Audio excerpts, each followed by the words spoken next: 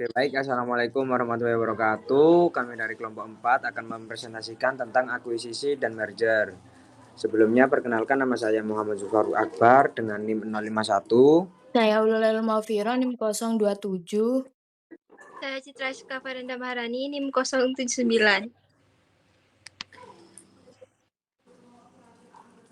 Nah, jadi di sini yang pertama yaitu pengertian akuisisi dan merger. Akuisisi adalah tindakan membeli sebagian besar atau seluruh saham aset perusahaan. Dengan cara ini, pembeli juga dikenal sebagai pengakuisisi akan memiliki kendali atas bisnis tersebut. Langkah ini sering diambil oleh startup atau usaha kecil untuk bertahan atau bahkan berkembang. Sedangkan yang merger yaitu salah satu cara penyatuan perusahaan, peleburan perusahaan, dan pengembalian dan pengambil alihan perusahaan. Nah, merger ini melibatkan dua pihak, yaitu satu perusahaan yang menerima penggabungan dan satu atau lebih perusahaan yang menggabungkan diri. Selanjutnya yaitu perbandingan akuisisi dan merger. Yang pertama yaitu disinventaris, kompensasi manajemen karyawan, eksistensi awal, dan pemindahan saham.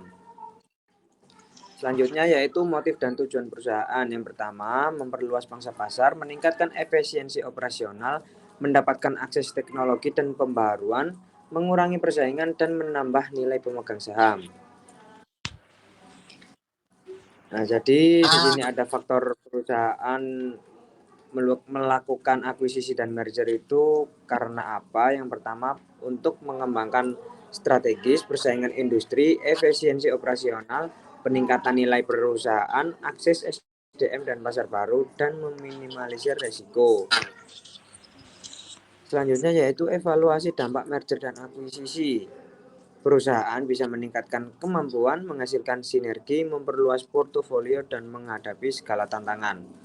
Karyawan memungkinkan kehilangan pekerjaan, perubahan struktural, masa depan tidak pasti. Sedangkan yang industri memiliki potensi besar, pesaing berkurang, dan efisiensi. Selanjutnya yaitu potensi manfaat dan risiko akuisisi dan merger. Untuk potensi manfaatnya sendiri yaitu skala perusahaan bisa lebih besar, kolaborasi yang efektif dan efisien, jangkauan portofolio lebih luas, dan peningkatan daya tawar. Sedangkan untuk potensi risikonya yaitu gagalnya integrasi, gagal fokus pada tujuan inti perusahaan, atau kemungkinan penentangan dari karyawan dan regulasi bisa menjadi pengamat yang membatasi akuisisi dan merger. Selanjutnya akan dilanjutkan oleh Ulul Famhiro, NIM Baik, 027. terima kasih. Di sini saya akan melanjutkan presentasi mengenai studi kasus yang berhasil.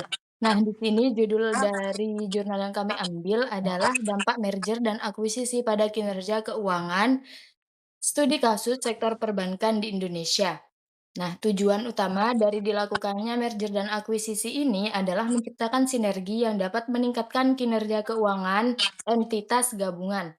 Kemudian, yang menjadi faktor keberhasilan dari merger dan akuisisi ini yang pertama adalah kerangka kerja RGEC yang digunakan dalam studi ini melihat profil resiko bank yang merupakan faktor penting dalam keberhasilan NNA. Kemudian, faktor keberhasilan kedua yakni modal yang cukup. Kemudian yang ketiga, kekuatan pendapatan, dan faktor keberhasilan yang keempat adalah praktik tata kelola yang efektif. Jadi bisa kita simpulkan bahwa terdapat perbedaan signifikan pada beberapa rasio keuangan sebelum dan sesudah merger dan akuisisi, seperti NPL, ROA, NIM, dan CAR. Hal ini mengindikasikan bahwa kegiatan atas merger dan akuisisi telah berhasil menciptakan sinergi dan meningkatkan kinerja keuangan bank-bank yang terlibat. Kemudian, peningkatan dalam rasio profitabilitas menunjukkan bahwa bank-bank yang bergabung mampu meningkatkan kapasitas pendapatan setelah transaksi M&A. Kemudian, perbaikan dalam rasio kecukupan modal mengindikasikan bahwa posisi permodalan bank-bank yang melakukan merger dan akuisisi menjadi lebih kuat. Sehingga pelajaran utama yang bisa kita ambil, yang pertama adalah menciptakan sinergi operasional dan keuangan merupakan faktor keberhasilan. Kemudian, dengan menerapkan manajemen resiko yang efektif, bisa meminimalisir tingkatan resiko. Kemudian yang ketiga, peningkatan kemampuan menghasilkan pendapatan dan permodalan juga merupakan faktor keberhasilan merger dan akuisisi. Kemudian yang terakhir, praktik tata kelola perusahaan yang baik berkontribusi pada kegiatan merger dan akuisisi pada perusahaan ini. Nah, selanjutnya yaitu contoh dari study case gagal. Nah, judul jurnal yang kami pakai yaitu Analisis Kinerja Keuangan Perusahaan Terbuka Sebelum dan Sesudah Akuisisi. Studi kasus pada PT Elang Mahkota Teknologi Tbk tahun 2012 sampai 2022. Faktor yang menyebabkan kegagalannya antara lain yang pertama, kurangnya sinergi dan kecocokan, yang kedua, overestimasi terhadap sinergi sehingga tidak direalisasikan, yang ketiga, proses integrasi yang buruk. Yang keempat, harga akuisisi yang mahal. Yang kelima, kurangnya uji tuntas. Yang keenam, kegagalan manajemen. Yang terakhir, yaitu yang ketujuh, perubahan kondisi pasar. Nah, kesimpulan dari jurnal tersebut yaitu terdapat perbedaan signifikan pada beberapa rasio keuangan setelah akuisisi, yaitu current ratio, quick ratio, total asset turnover, dan return on equity.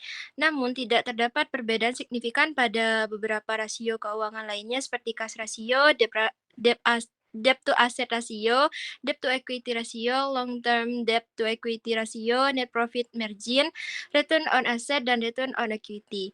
Hasil ini menunjukkan bahwa akuisisi yang dilakukan oleh PT Elang Mahkota Teknologi Tbk atau MTEK berdampak pada peningkatan efisiensi operasional dan profitabilitas perusahaan. Pelajaran utamanya yaitu analisis kinerja keuangan sebelum dan setelah akuisisi penting dilakukan untuk mengevaluasi keberhasilan strategi akuisisi. Tidak semua rasio keuangan akan mengalami perubahan signifikan pasca akuisisi, sehingga perlu diidentifikasi rasio-rasio kunci yang terdampak. Pemilihan target akuisisi yang strategis dan integrasi yang efektif pasca akuisisi merupakan faktor penting untuk mencapai sinergi yang diharapkan. Studi kasus ini dapat menjadi referensi bagi perusahaan lain yang akan melakukan akuisisi untuk memahami potensi, dampak, dan pelajaran yang dapat diperoleh.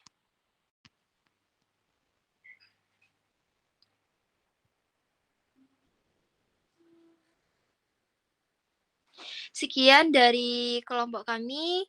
Kurang lebihnya mohon maaf. Wassalamualaikum warahmatullahi wabarakatuh.